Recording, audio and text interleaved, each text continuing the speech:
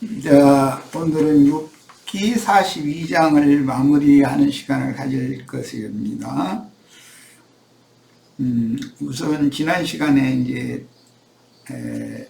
2시간 말씀을 나눴으니까 전체적인 배경은 이해를 하셨을 걸로 믿고 42장 7절 이하에서부터 간략하게 해서 이제 마칠 겁니다. 여호와께서 욥에게 이 말씀을 하신 후에 여호와께서 대만 사람 엘리바스에게 이르시되, 이 말씀이라는 건 38장에서 41장까지 욥에게 설득하는 말씀하신 내용이에요. 이르시되 내가 너와 내 두 친구에게 노하노니 이는 너희가 나를 가리켜 말한 것이 내 종 욥의 말과 같이 옳지 못함이니라. 하나님에 대하여 말을 한다고 했지만 사실은 이제 율법적인 종교적인 하나님으로 오해한 하나님을 위해서 욥을 정죄하는 그런 많은 말들을 이제 했어요. 이제 그거에 대해서 너희는 나에 대해서, 즉 하나님 자신에 대해서 너무 크게 오해한 말을, 너무 불필요한 말을 많이 했다. 사실은 그 말이죠. 그런즉 그게 이제 죄가 된 거죠.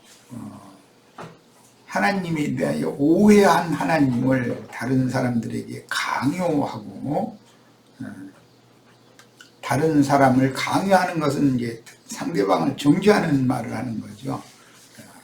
그거는 마침 요즘 우리 이제 계시록 9장 말씀 나누고 있는데, 전갈의 그 쏘는 독화살, 독이 들어있는 독침을 꽂고 동물을 주입시키는 이제 그런 말했던 거예요. 이번 이제 그게 굉장히 고통을 받았던 거죠. 그런즉 너희는 숫소 7과 순양 7을 가지고 내 종 욥에게 가서 너희를 위하여 번제를 드리라.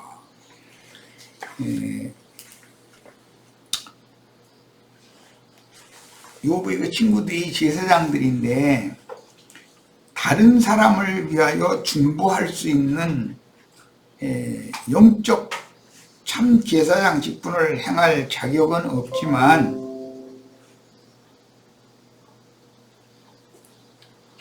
자기 자신들을 위해서 제사를 이제 해라, 이제 그 말인데, 자신들을 위하여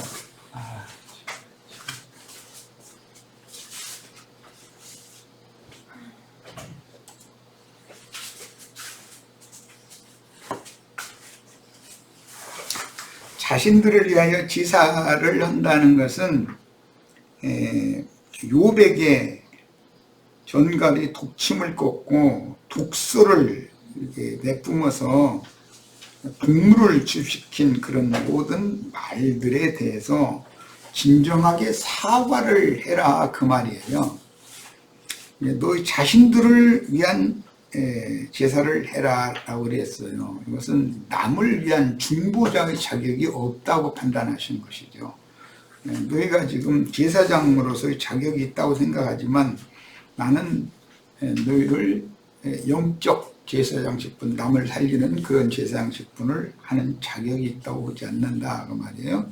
그러니까 너희 자신을 위해서 번제를, 욥에게 번제물을 가져가서 번제를 드려라 그랬어요. 이것은 욥에게 진정으로 잘못을 사과해라, 그 말이죠. 그런데 이제 다행히 그 엘리바스와 소발과 빌닷, 이 세 사람은 하나님께서 지시하신 말씀대로 그대로 자기들에게 명령하신 대로 행했다고 했어요. 그러니까 이건 이제 진심을 통할 수 있도록 욥에게 사과를 했다는 말이죠. 그리고 욥도 이제 지나간 일, 없었던 일로 이제 받아줬다는 뜻인 것이고, 그런 내용이에요. 그러니까 이제 이런 말씀을 근거로 삼아서 주님께서 복음을 전하실 때 너희가 누구와 이렇게 원한 관계가 있을 때에는 아직 길에 있을 때 사과를 먼저 해라. 제물을 갖다 드리기 전에 사과를 먼저 해라. 이제 그렇게 하셨어요. 이것이 하나님이 받으시는 그 제사의 원칙이라는 것이죠. 땅에서 메고 푸는 것이 하늘에서도 메고 푸는 그런 것을 지대한 영향을 미친다. 그런 것을 이해할 수가 있습니다. 욥이 그 친구들이 사과를 받아주는 것은 전갈의 그 동물을 욥의 가장 약한 부위에 이제 독침을 꽂고는 동물을 이렇게 주입한 거예요. 욥을 이제 정죄하는 말을 계속한 거죠. 자기네들이 주장하는 그 하나님, 그 신은 절대적인 거라고 생각을 하고 있었어요. 욥을 이렇게 막 함부로 막 정죄하는 말을 할 때. 그런데 욥은 욥대로 또 욥이 섬기는 하나님, 욥의 하나님이 절대적이다라고 서로가 이 하나님을 놓고 서로가 다퉜던 것이죠. 그런데 욥은 이제 설득을 당해서 돌이켰고, 먼저 이제 욥이 설득을 당해서 돌이켰기 때문에 욥은 중보자의 자격이 주어진 것이고, 그 제자들을 위해서 먼저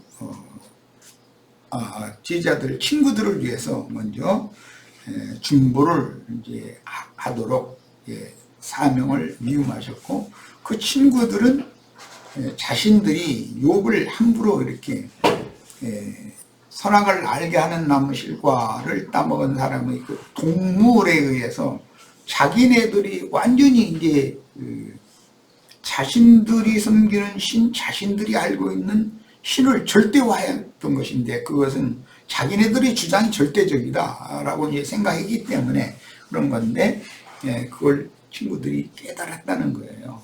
이 지점에 와서. 그러니까 욥에게 가서 너희를 위해서 번제를 드리라 그랬어요. 그것은 자신들이 욥과 화해되지 않는 한은 하나님도 욥의 친구들을 받아줄 수 없다라는 존재인 것을 알 수가 있어요.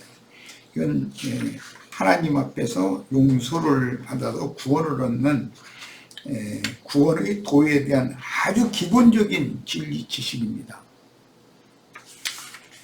이제 10절 이하의 말씀으로 이제 들어갑니다. 욥이 그 친구들을 위하여 기도할 때 친구들과 사화가 먼저 된 거죠. 서로 화해가 먼저 된 거예요.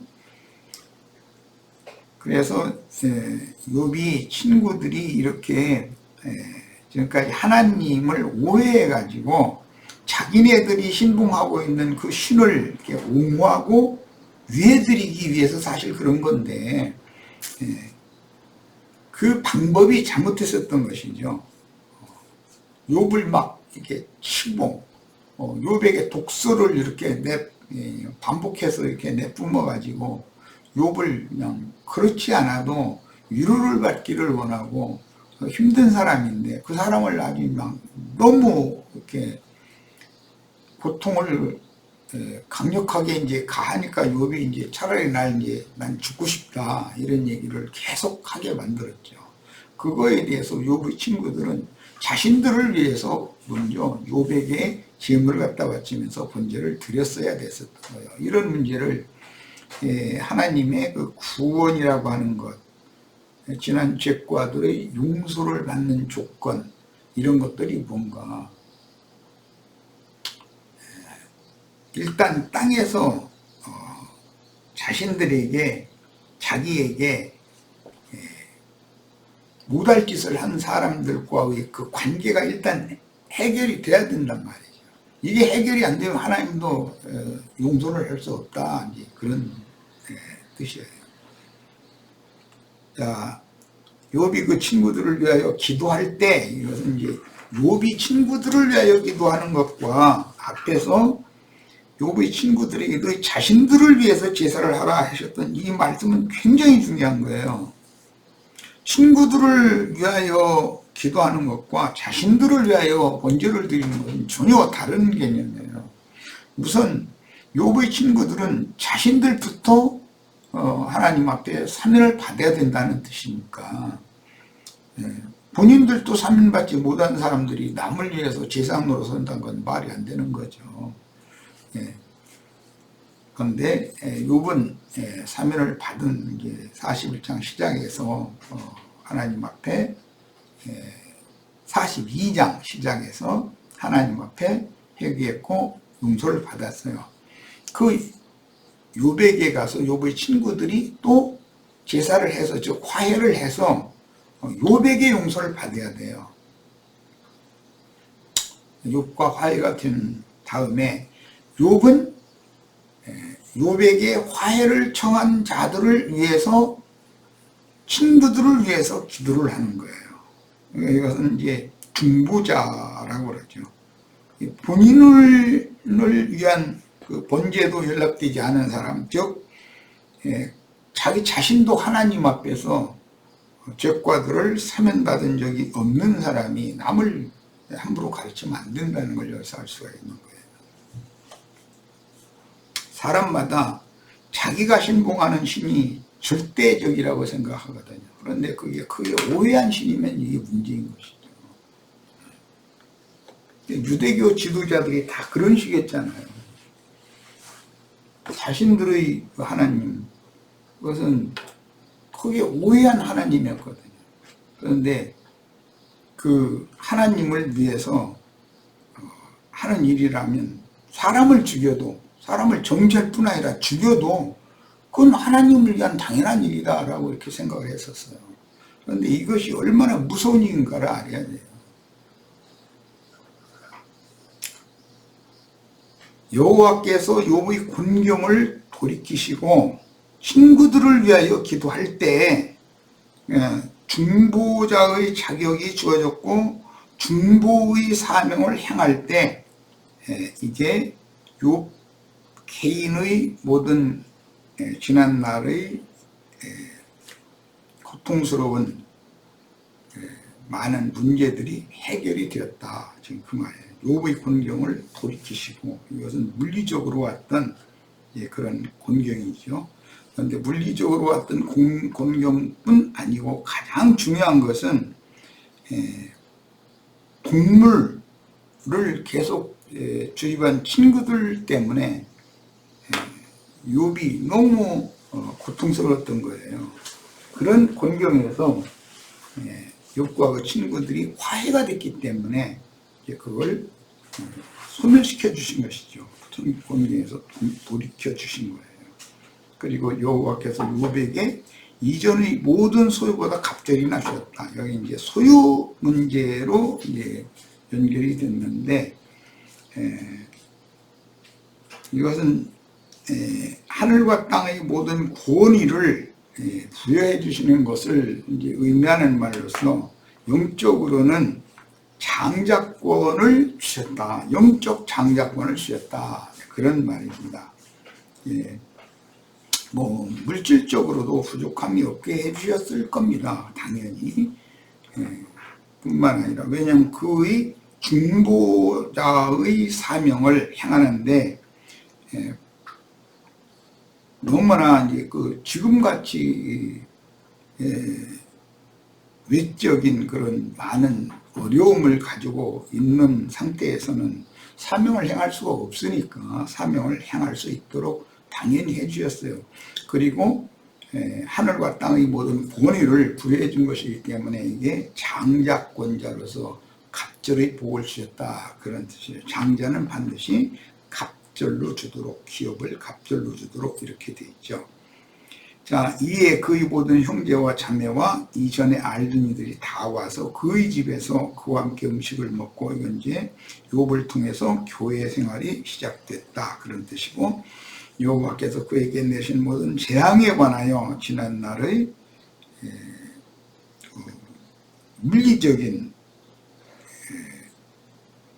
재앙도 있었지만 그것 때문에 고통받고 있는 욥이 그 아내나 욥의 친구들이 독수를 통해서 전갈 권세로 이제 쏘임을 당해가지고 욥이 너무너무 힘들었던 거죠. 그 재앙에 관하여 그를 위하여 슬퍼했다. 욥이 어떤 곤경을 당했는지 그런 것을 다 주위 사람들이 인정해 준 거죠. 그리고 위로해 주고 위로하고 각각 캐시타 하나씩과 금고리 하나씩을 줬다. 이렇게 했어요. 자, 욥이 그 친구들을 위하여 기도할 때라는 용어는 앞에서 본 말씀과 같이 욥의 친구들에게 말씀하실 때는 너희를 위하여 욥에게 가서 분제를 드려라 그랬어요. 그 문제와 욥은 그 친구들을 위하여 또 기도를 하는 것, 이것은 굉장한 차이가 있다.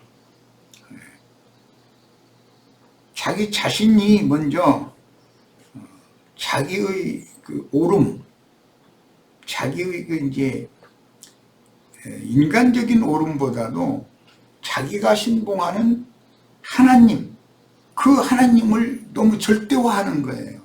그게 이제 자기의 신념이죠.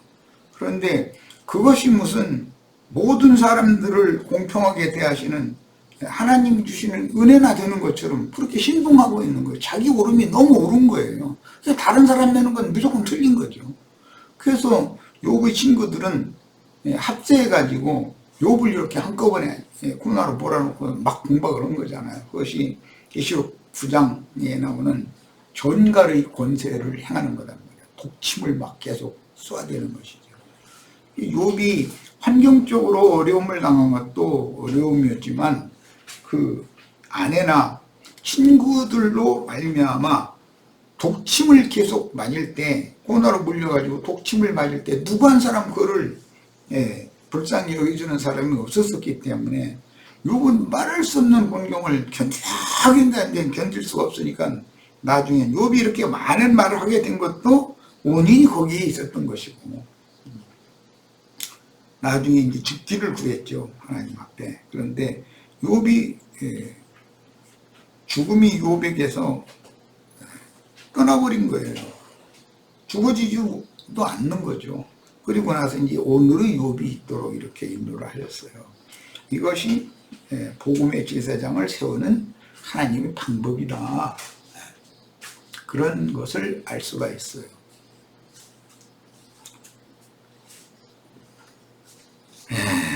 비록 친구들이 욥의 고난을 보면서 자기들의 주관에 따라 매정하게 비난하고 심지어 저주하면서 여호와가 자기들을 앞세워 주기를 다퉜으나 많은 고난으로 말미암아 온전함을 이룬 욥은 주 하나님을 산 체험으로 만나서 구속받고 복음의 제사장으로 세우심을 받았습니다. 그 당시 역사적인 욥의 전기는 훗날 말씀의 보내심을 받은 하나님의 아들 예수 그리스도와 구속을 이룬 후에 그 영이 되어 제자들에게 다시 찾아오신 주님의 제자들을 대표하는 머리 제자였던 베드로의 사명, 이방인들에게 보낸 사도들 중에는 이제 바울의 사명과 같은 것이죠. 이런 완전한 예표가 되었습니다. 욥이라는 사람은 예수 그리스도의 사명을 대표적으로 상징하는 인물이고, 욥의 그 친구들은 주님께서 제자들을 너희를 종이라지 않고 이제부터는 내 친구를 한다 그러는 그 제자들, 주님의 제자들에 대한 예표가 되었다. 그리고 제자들 중에 이제 머리로 세운 제자가 있죠. 그건 베드로와 바울이었었어요. 자, 그럼 그들이 해야 되는 사명이 또 있어요. 그들은 먼저 자기에게 아픔을 주고 고통을 주었던 동료 제자들을 위해서 기도하고 그들을 위해서 굳게 하고 세울 책임이 있는 거예요. 그게 이제 머리 제자의 책임이죠. 이런 것을 지금부터는 이제 상고를 해야 됩니다. 사도행전 2장 이후에 베드로는 항상 그 영의 두 번째 부르심을 받고 갈릴리 한 산에서 다시 보내심을 받은 지휘자들을 대표했다. 이 생에서 살아서 주님을 따를 때에도 베드로가 머리 제자였죠.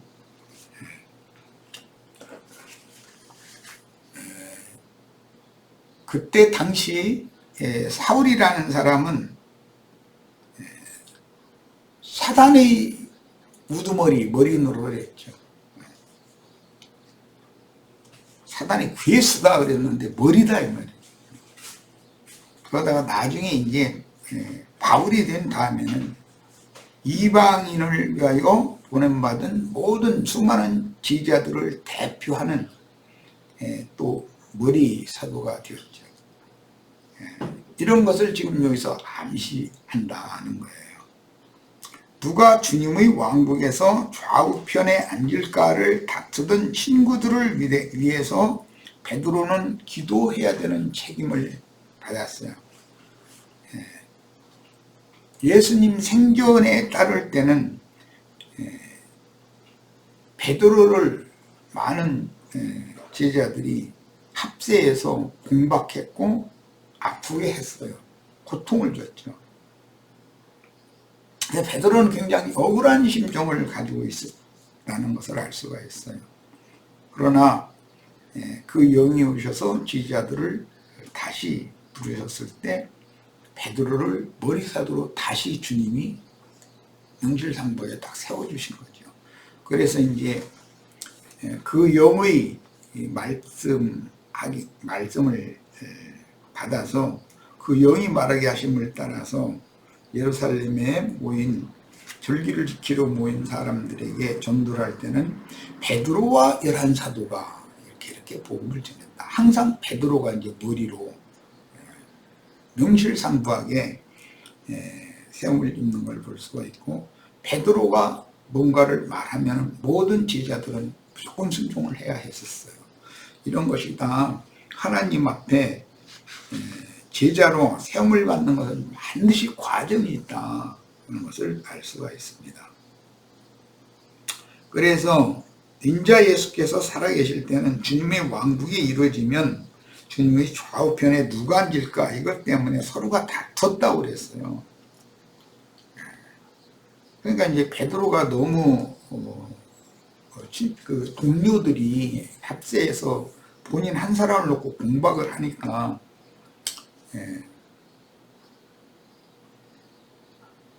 나를 향해서 범죄했을 때 하루에 몇 번을 용서해 줘야 합니까? 오죽하면 이제 그렇게까지 질문을 한 적이 있잖아요. 그것은 아마 나이가 가장 어린 요한, 또 그 형인 야고보, 다른 형제들이 모두 베드로를 질투했다는 것을 알 수가 있어요. 그리고 자신들이 주님을 가장 잘 섬기는 자인 것처럼 자꾸 앞서고자 했었던 것이죠. 그런데 베드로가 자꾸 앞서는 그런 타고난 기질이 있었기 때문에 그런 이제 질투를 받는 원인이 되었어요. 이거는 이제 창세기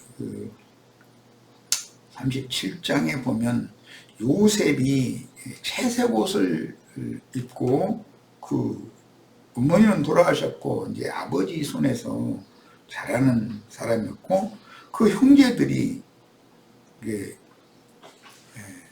형들의 어머니를 또 다 이뻐하지는 않았겠죠. 아버지 권세에 눌려서 할 수 없이 이렇게 그 가문에서 사랑을 받고 자랐지만 그것이 오히려 형들에게 질투심을 유발하는 원인이 되었고, 이제 그것이 결과적으로는 그런 원인이 요셉을 애굽으로 팔려가게 하는 그런 결과가 됐어요. 그런 것도 하나님이 원래 다 보이지 않는 전능자께서 뒤에서 다 섭리하고 계셨다는 거예요. 예. 먼 훗날을 위해서 요셉을 먼저 애굽으로 보내서 총리로 세워놓고 나서 가나안 땅에 기근을 보내서 아버지와 그 권속들을 애굽으로 내려오게 함으로 아브라함에게 창세기 15장에서 약속하셨던 그 말씀이 역사상으로 이렇게 이루어가고 계셨던 거예요. 그러니까 우리는 우리 인생사에서 이런저런 일들이 자꾸 오고 가고 이제 그런 일들이 많이 반복되지만 하나님은 원대한 어떤 계획을 가지고 암암리에 행하고 계셔요. 사람은 하나님의 마음에 감추인 뜻을 모르는 거예요. 자기 현실적으로 닥친 문제만을 볼 수밖에 없는 게 인간의 그 협소하고 아주 적은 그 범위고 보는 한계인 것이죠. 그건 어쩔 수 없어요. 사람이 하나님처럼 넓고 그렇게 깊이 보고 생각이 높고 그러면 인간이 하나님이 되는 거죠. 그런 거 보고 이제 속세 교계에서는 영지주의라고 그러고 속생명파라고 그러는데 그들이 입에 붙은 말이 있어요. 우리가 예수가 되는 것이나 우리는 다 각각 다 작은 예수다 이런 말을 해요. 그러면은 굉장히 아주 사람들이 그럴싸하게 들리거든요. 거기에 무슨 독이 들어있는지를 사람들이 생각을 못하는 거예요. 한 하나님 중보자도 하나라고 그랬어요. 모든 사람이 다 중보자가 되는 것이 아니에요. 중보자 한 분의 중보자로 말미암아 나 자신이 중보를 받은 사실이 있어야 남을 위해서도 사명을 행할 수가 있는 거예요. 그리고 성령도 하나다 그랬어요. 교회, 몸도 하나다 그랬어요.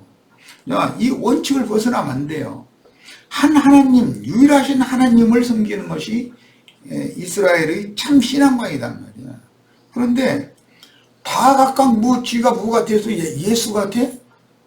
예수는 영원부터 영원까지 말씀과 함께 계신 살아계신 신성한 인격인데 그 예수 그리스도로 말미암아 구원을 얻은 사람들이 예수 그리스도와 형상과 모양을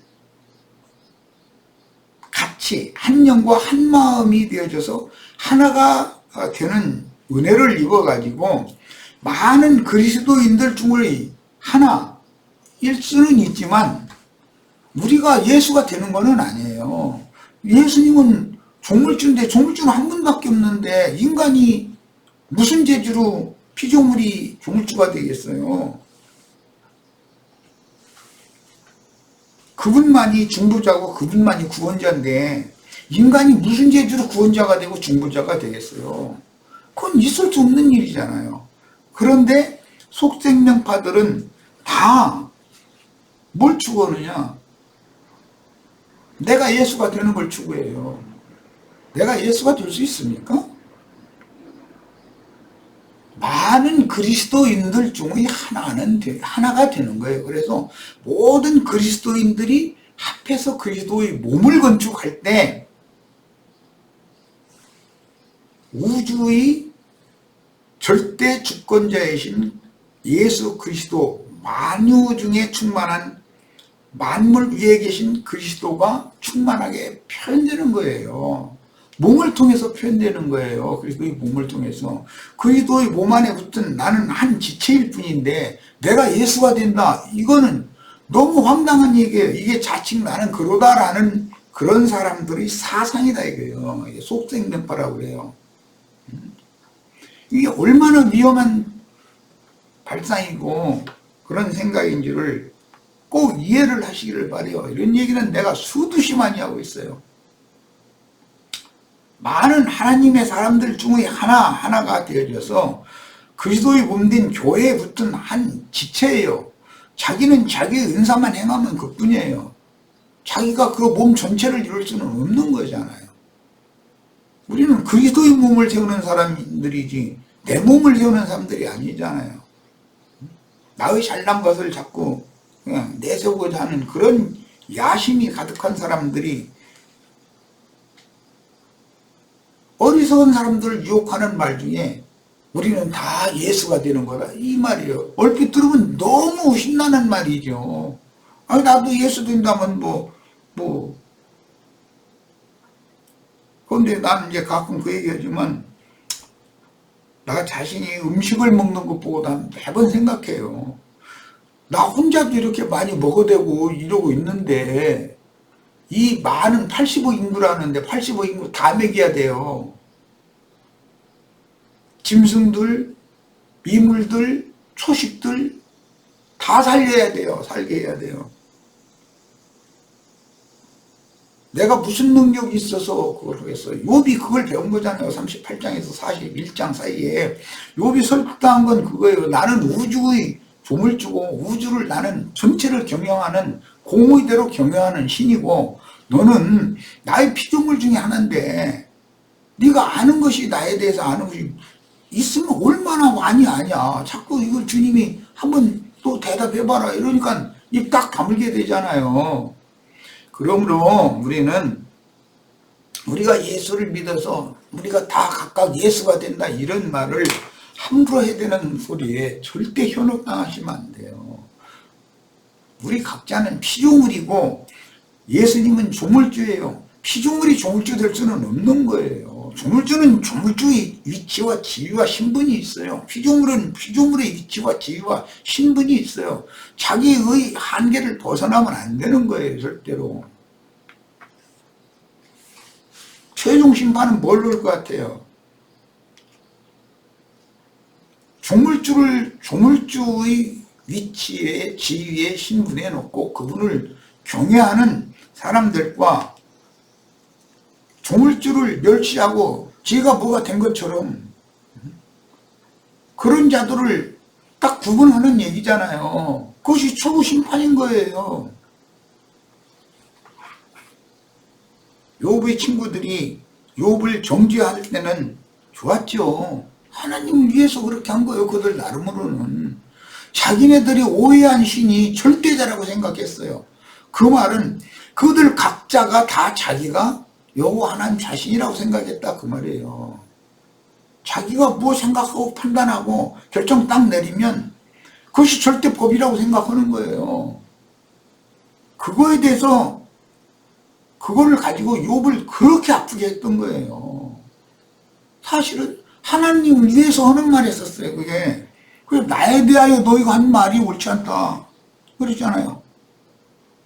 여호와께서 이 말씀하신 후에 여호와께서 대만 사람 엘리바스에게 이르시되 내가 너와 네 두 친구에게 노하노니 이는 너희가 나를 가리켜 말한 것이 하나님에 대해서 설명한다고 한 말이에요. 그게 다 자기네들이 믿는 오해한 그 신이 절대자거든요. 그것은 선악을 알게 하는 나무의 하나님이지 그들이 지금 욥에게 강요하고 주장하고 했었던 하나님은 욥 같은 죄인에게 은혜를 베풀어 주시는 하나님이 아니었었어요.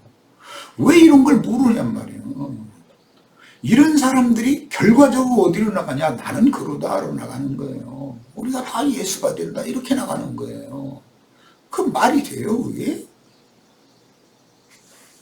최후 심판을 뭘로 어떻게 할지에 대해서 오늘 이 시간에 이런 것을 명확하게 분별을 하는 축복이 있기를 바랍니다. 그 당시 역사적인 욥의 전기는 이처럼 훗날 말씀의 보내심을 받은 예수님과 그 지휘자들과의 관계를 상징하는 모형이 된 것이에요. 우리는 전능자의 깊은 뜻을 조금이나마 헤아려서 제자들 사이에도 장유의 차서가 정해져 있다는 걸 반드시 알아야 돼요. 하나님은 질서의 하나님이다. 요셉이 그 형들을 위해서 상을 베풀었어요. 그 자리에 요셉이 형들의 연치대로 딱 앉게 만드는 거예요. 그러니까 이상하네. 그 형제들은 이 요셉 자기 동생이라고 아직 모르고 있는 중이었기 때문에 저 사람 어떻게 우리 나이를 이렇게 그 나머지 세 어머니가 낳은 자식들인데 그게 근데 그 연치대로 탁탁 알아서 앉혀놓은 거예요. 그때 감을 잡았어야 되잖아요. 아,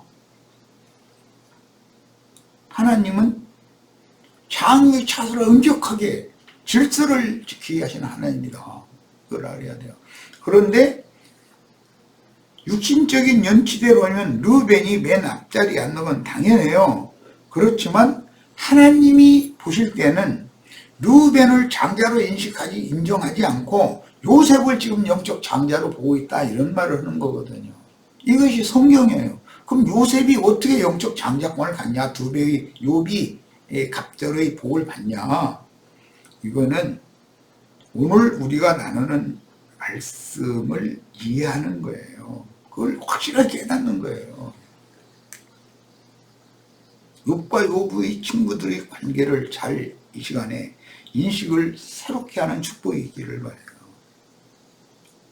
이것은 주님이 명하신 바 세계명의 완전한 실현에 대한 그림자이기 때문에 사람이 그 친구를 위하여 목숨을 버리면 이에서도 큰 사랑이 없느니라 라고 말씀하시고 내가 너희를 사랑한 것과 같이 너희가 서로 사랑하라 하신 최고한 법의 완성을 예표적으로 지금 보여주는 것이다. 욥기라는 것이 이런 내용이란 말이에요. 여호와께서 욥의 공경을 돌이키셨다 그랬는데 욥의 공경을 돌이키셨다는 말은 가장 큰 거는 욥이 사탄에 의해서 재산 뺏기고 자녀들 다 잃고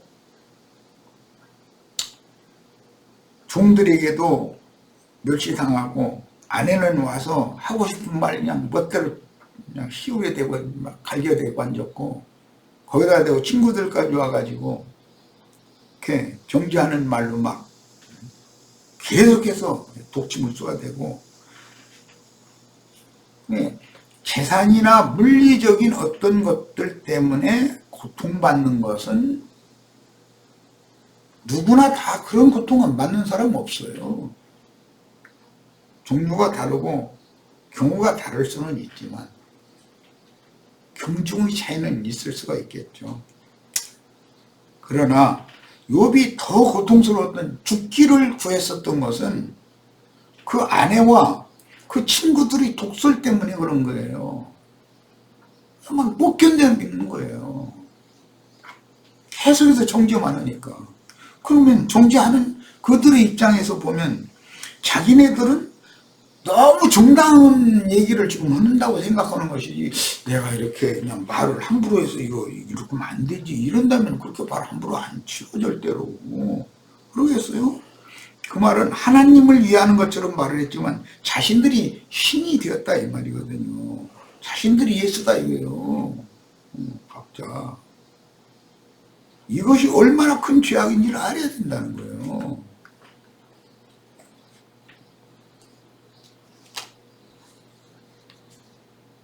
우주 안에는 만물이 있고 만상들이 있고 만사들이 있어요. 여러 가지 그런 모든 것들을 그분이 섭리적으로 경영하는 거예요. 이걸 욥기 38장에서 41장까지 욥을 계속 설득하셨잖아요. 욥이 엘리야의 말을 듣고서 꺾어진 다음에 여호와께 직접 말씀하여 설득을 하셨어요. 완전히 항복을 했어요. 그럼 뭔 뜻이에요? 욥은 욥대로 자기의 하나님이 어떤 누가 뭐라고 해도 뭐 견줄 수 없는 절대자예요. 그 말은 욥 자신이 절대자다 이 말이거든요. 욥이 자아가. 그런데 하나님은 이런 것을 완전히 해결해야 되는 그런 구원자잖아요. 그래서 욥의 친구들과 욥의 관계를 먼저 화해시키고 그 다음에 욥에게는 너한테 와서 잘못했다고 하니까 네 친구들을 위해서 기도해라 했던 욥의 기도를 하나님이 받아주셨다 그랬는데 이것은 화해가 완전히 됐다 이 말이에요. 자, 그런 의미를 지금부터 이제 살펴볼 거예요. 욥을 향한 하나님의 뜻은 욥을 모태에 잉태시키기 전부터, 즉 욥이 조상의 혈에 있을 때부터 하나님이 정하신 기뻐하시며 선하신 뜻의 결과인데, 마치 바울이 모태에서부터 이미 이방인들을 위한 사도로 택정을 받은 것과 같은 이치예요. 욥의 중재와 하나님의 받으심을 통해서 욥의 곤경을 돌려놓으셨다라는 말씀은 단순히 욥이 하나님을 정확하게 알지 못하는 종교인일 때 인간 세상에서 부귀 영화를 누리던 그런 상태로 회복시켜 주셨다 그런 말이 아니에요. 이것은 요셉이 애국의 총리니까 뭐 세상사의 어떤 부귀영화도 당연히 있었지만 요셉은 하나님 앞에서 영적인 장자권을 가진 자였다 이거예요. 그 아버지 형들을 좌지우지할 수 있는 사람이 됐잖아요. 아버지의 그 초상이 났을 때도 요셉이 상주 노릇을 했지 르벤이 상주 노릇을 한 것이 아니에요.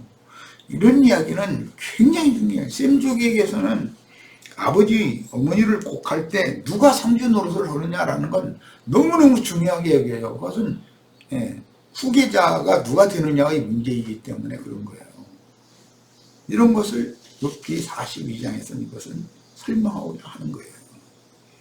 십자가에서 아버지의 뜻에 따라 대제사장의 직분을 다 이루시고 자신의 영혼을 속건제로 드릴 때 죄의 포로들을 해방하심으로 모든 것을 하나님의 뜻대로 회복시켰다는 복음의 근원과 욥을 향하신 선하시고 기뻐하시는 뜻에 따른 직분과 책임을 맡기셨다는 거예요. 복음의 제사장 직무를 행하는 형제들 중에서 욥을 머리로 세워주셨다 그 말이에요.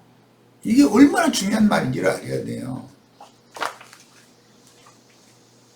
욥에게 그 존의 소유보다 갑절이나 주신지라 그랬는데 이런 말씀은 욥을 세상적으로 풍족하게 해주셨다라는 의미보다는 맏아들이 되신 주님 엘리후로 상징됐어요. 이 장자권을 욥에게 이어가게 해주셨다라는 의미로서 하늘에 기록된 장자들의 총회에 이른 이기는 자들의 교회 모임을 인도하는 직분 중에서도 그 머리의 위치, 지위, 신분을 줬다 이거예요. 그런 뜻이에요. 물론 그 당시 역사적으로는 욥의 남은 인생에서 물질적으로도 부족함이 없게 해주셨는데 그 이유는 먼저 주님의 왕국인 하나님의 의가 거하는, 지금 하나님의 공의를 이제 욥이 이제 인정했던 그런 의를 말하는 거예요. 인간의 그 욥이나 욥의 친구들의 의를 말하는 게 욥의 아내의 의를 말하는 게 아니에요. 하나님의 의가 거하는 새하늘과 새 땅의 후사들에게는 이방인들이 습관적으로 구하는 것들도 책임지고 공급해 주셔야만 그분의 사명을 충성스럽게 수행할 수가 있기 때문에 물질적으로도 뭐 부족하게 해줬다고는 나는 믿지 않아요. 신약의 사도들도 그들의 사역에서 물질적인 궁핍으로 인하여 그 사역에 방해가 되는 일은 없도록 공급하셨고, 특히 자족하는 것을 가르쳐서 모든 것에 풍부하고 그 사역을 수행하는 사명을 능히 감당하게 하셨으니, 전도는 세속의 돈으로 하는 것이 아니고 그 영의 은혜가 있어야 되는 거다. 누구에게 그 영께서 함께 하시냐의 문제다 이거예요. 이거 굉장히 중요한 말입니다. 첫 시간 여기까지 해서 마칩니다.